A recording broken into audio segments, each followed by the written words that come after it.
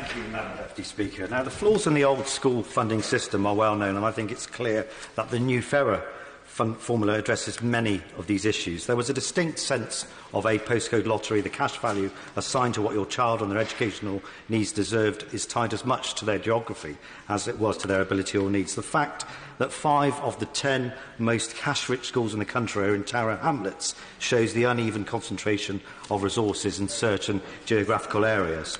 Now, this new formula represents, in my view, the greatest leap forward in school funding for a generation and was backed by an additional £1.3 billion in investment above and beyond previously agreed spending plans.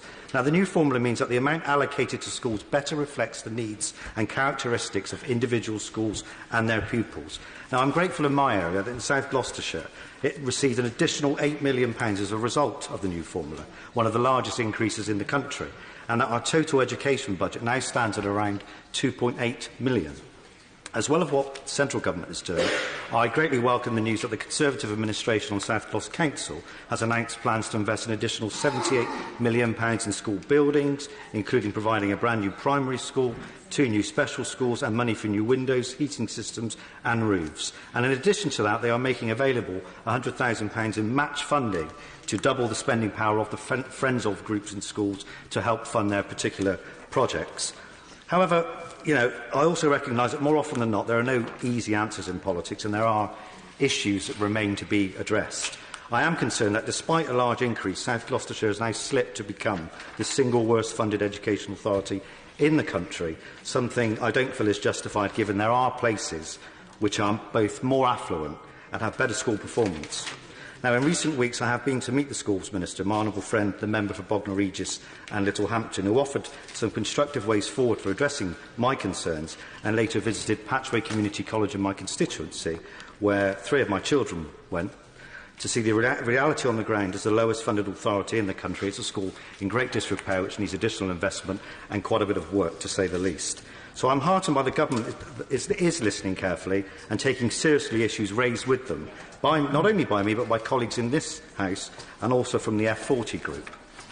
Now, something I think is rightly being brought under closer scrutiny is a matter of salaries for senior leadership of academy trusts. The Public Accounts Committee alluded to this in their report of March 2018 on the academy schools' finances. One of their conclusions reads, "Some academy trusts appear to be using public money to pay excessive salaries.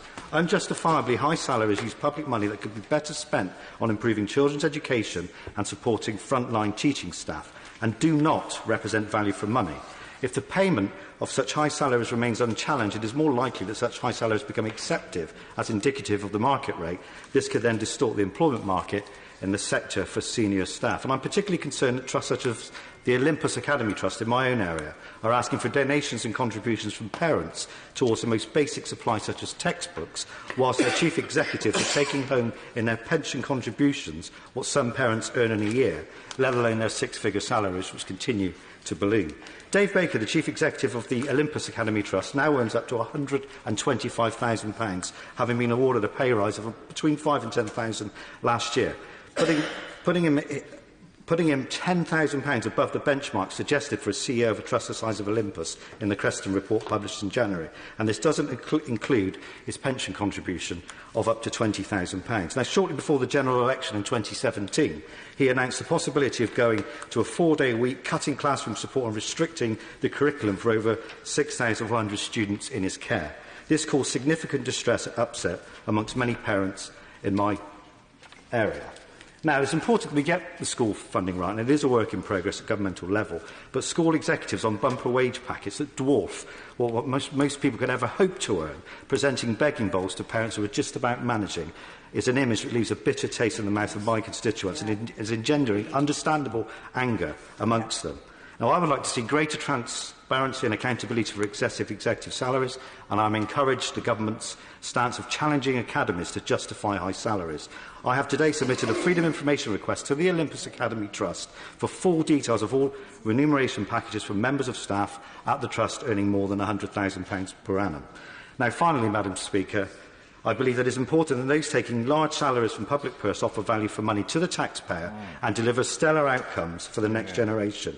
So I ask the Government that it continues its approach of challenging and scrutinising academies to ensure this is the case. Very good. Thelma Walker.